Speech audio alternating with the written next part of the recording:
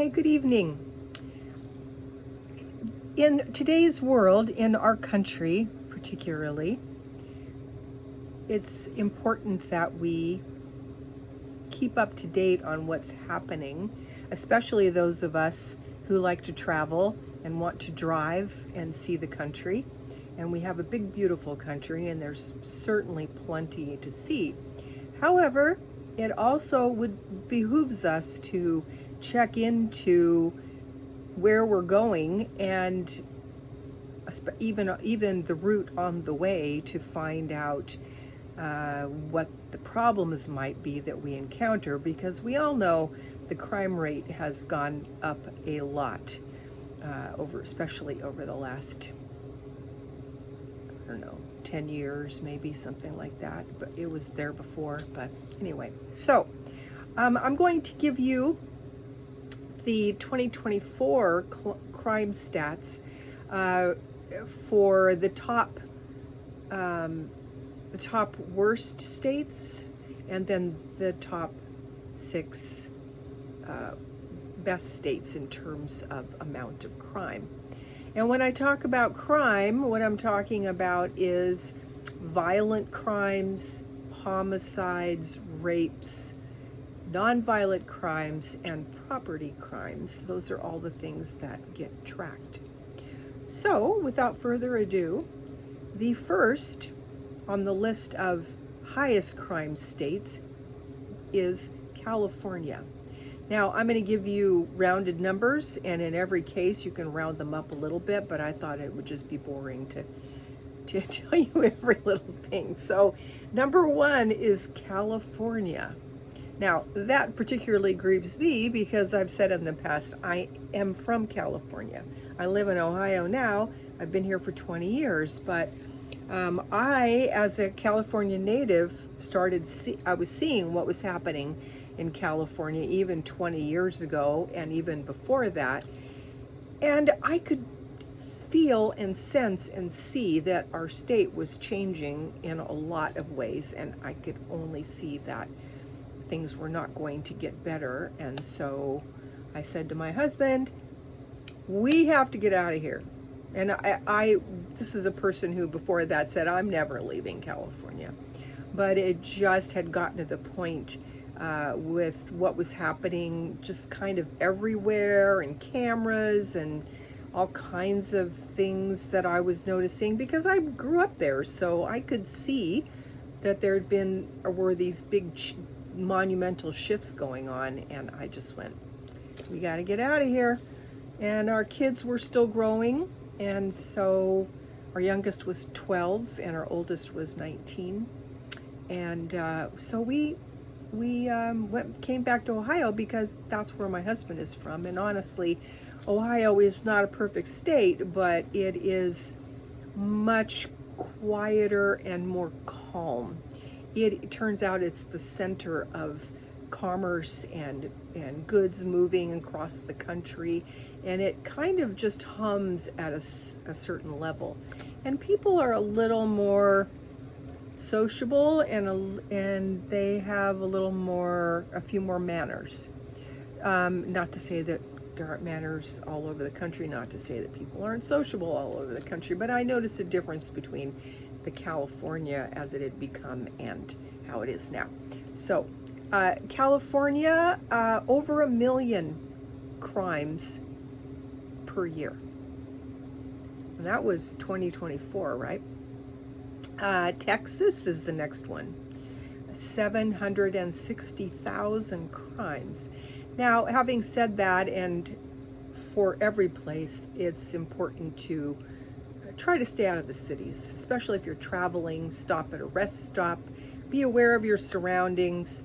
Park close to where the truckers are to keep yourself close to somebody who might hear something go on. And always park your vehicle in such a way that if anybody's messing with you, you can just get in the driver's seat and go. So number 1 is California, of the highest crime rates. Number 2 is Texas. Number 3 is New York, 400,000. I thought it would be much higher, actually. Number 4 is close to New York with 394,000 crimes. North Carolina, number 5 with 258,000. And Illinois, 254,000. I'm surprised that it's not higher because Chicago is known to be such a huge place of violent crime.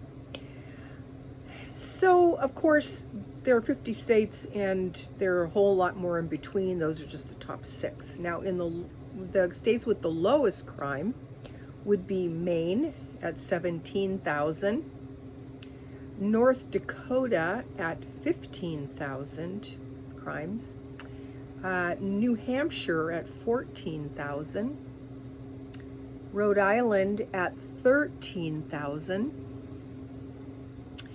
Vermont 11,000, and the lowest crime state in our country is Wyoming.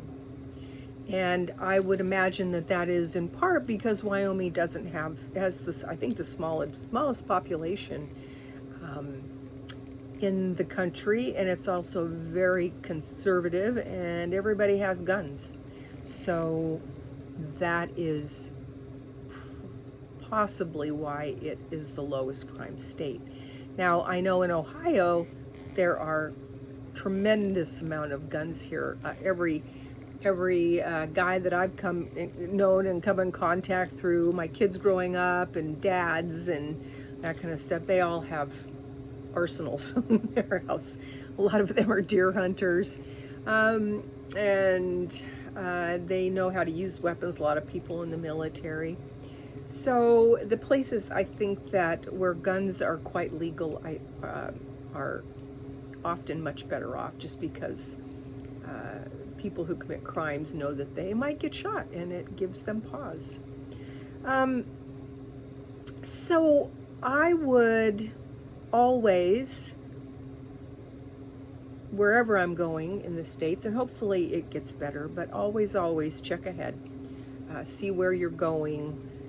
Find out where the hot spots are. Obviously, LA right now, it's the city of Los Angeles. That's in the news. Whole lot of homelessness there, a whole lot of drug addicts. I think 100,000 drug addicts just in one section of downtown city. It's Skid Row on a huge scale, and a lot of really awful and unseemly stuff is happening there now. Hopefully that will get cleaned up soon. I'm sure that it will, because we have the Olympics in 2028, and we certainly don't want to show the world that. So in some fashion, in some way, I think it will get cleaned up. And I think that the people of California who are still there are mightily tired of the way things have been being run. So do keep looking, keep watching. I just had a situation where my garage almost got broken into, so I had some miscreant walking around in my backyard, and one of my subscribers said, "Do you have a dog?"